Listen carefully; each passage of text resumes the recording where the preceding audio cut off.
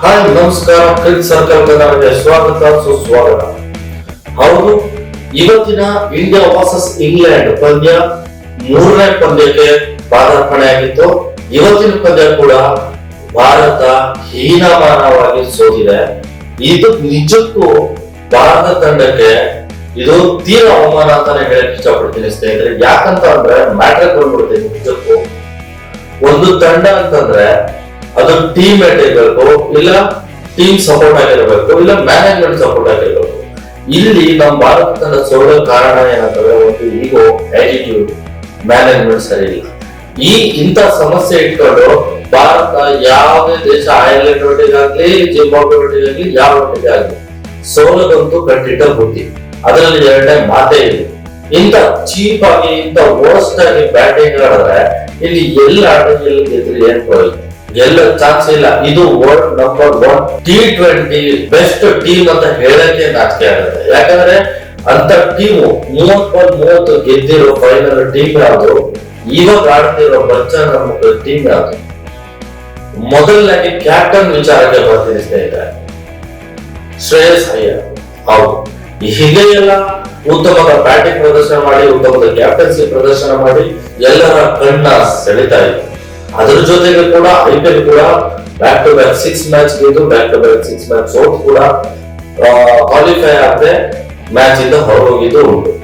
ಇದಿಷ್ಟೆಲ್ಲ ನಡುವೆ ಎಲ್ಲರ ಬಾಯಲ್ಲಿ ಬರೋದು ಒಂದೇ ಮಾತಾಗಿತ್ತು, ಅಯ್ಯರು ಕ್ಯಾಪ್ಟನ್ಸಿ ಚೆನ್ನಾಗಿ ಮಾಡ್ತಾರೆ. ನಿಜಕ್ಕೂ ನಾನು ಕೂಡ ಅದೇ ರೀತಿ ಅನ್ಕೊಂಡಿದ್ದೆ.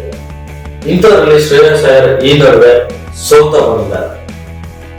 ಈಗ ಮ್ಯಾನೇಜ್ಮೆಂಟ್ ಕಡೆ ಬರೋದಾದ್ರೆ ಹೇಳ್ತೀನಿ ಸ್ನೇಹಿತರೆ, ಮೊದಲನೇದಾಗಿ 3 ಮ್ಯಾಚ್ ಸೋತ ತಕ್ಷಣ ಒಂದು ವರ್ಲ್ಡ್ ಕಪ್ ವಿನ್ನರ್ ನ, ಒಳ್ಳೆ ಬ್ಯಾಟ್ಸ್ಮನ್ ನ ಕೈ ಬಿಡೋದು ಎಷ್ಟು ಮಟ್ಟಿಗೆ ಸರಿ? ಎಲ್ಲಾ ಆಟಗಾರರು ಸೀನಿಯರ್, ಕೆಲವೊಂದು ಸೀನಿಯರ್ ಆಟಗಾರರಲ್ಲಿ ಒಳ್ಳೆ ಪರ್ಫಾರ್ಮೆನ್ಸ್ ಕೊಟ್ಟಿಲ್ಲ ಅಂದ್ರೂ ಕೂಡ ಅವ್ರಿಗೆ ಒಳ್ಳೆ ಚಾನ್ಸ್ ಕೂಡ ಕೊಡ್ತಾನೆ ಬಂದಿದ್ರು.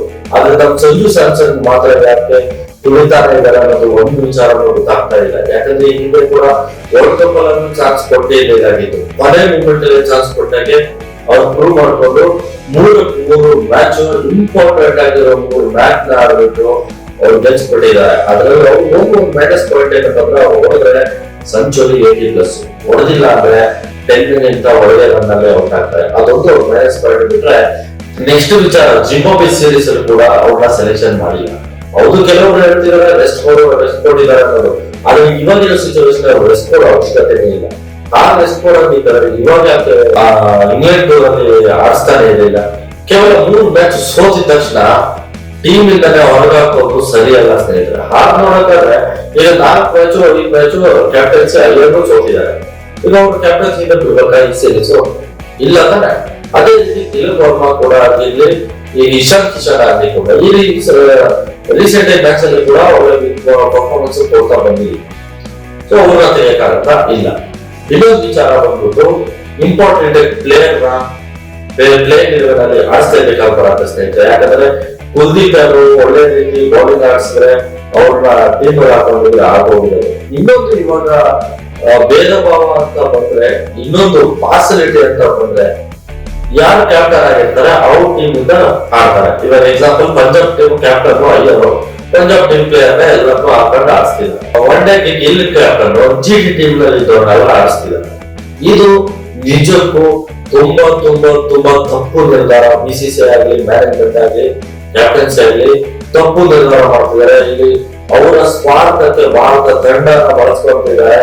ಅವರ ಸ್ವಾರ್ಥಕ್ಕೆ ಅವರ ಇಷ್ಟವಾದನ್ನ ಆಟಗಾರನ ಬಳಸ್ಕೊಂಡು ಭಾರತ ತಂಡನ ಸೋಲು ಪರಿಸ್ಥಿತಿಗೆ, ಈ ಪರಿಸ್ಥಿತಿಗೆ ತರುವಂತ ಕೀಳುಮಟ್ಟಿಗೆ ಬಂದಿದ್ದಾರೆ.